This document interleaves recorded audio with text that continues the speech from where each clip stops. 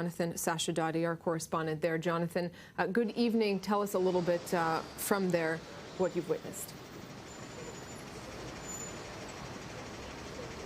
Good evening. Well, as I speak to you now from just outside where one of those brutal attacks took place near the metro station, we know that the Brussels police are conducting raids across Brussels and have found some explosives packed with nails as well as ISIS paraphernalia and ISIS flag.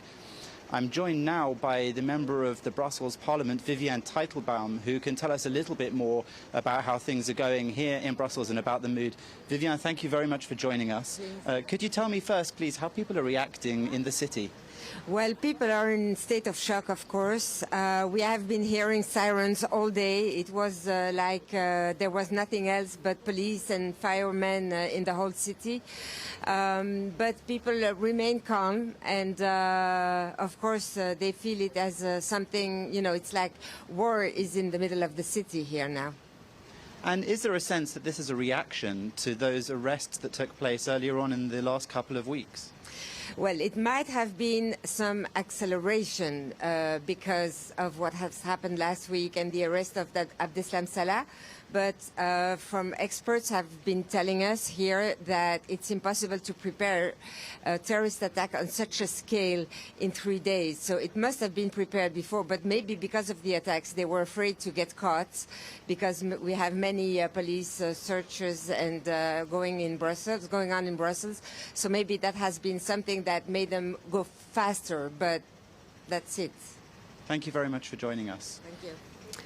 Jonathan, as I stand here outside that metro station, we've just heard how the mood is, and now I can tell you that there is a tension still in the air here.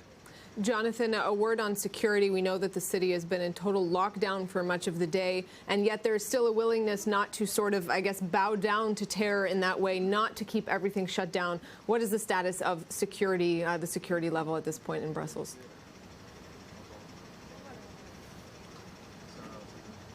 Well, the city is really very quiet, except for the media crews, as usual in these sorts of situations. People don't want to feel cowed by terrorism, but the more that these things happen in Europe, the more that general citizens are feeling at threat.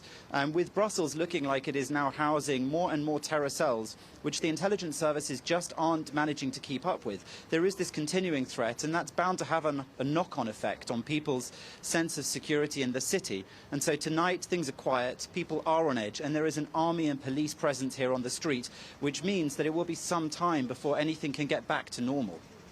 Jonathan Sacerdoti in Brussels, thanks very much for this. We'll, of course, continue to get updates from you.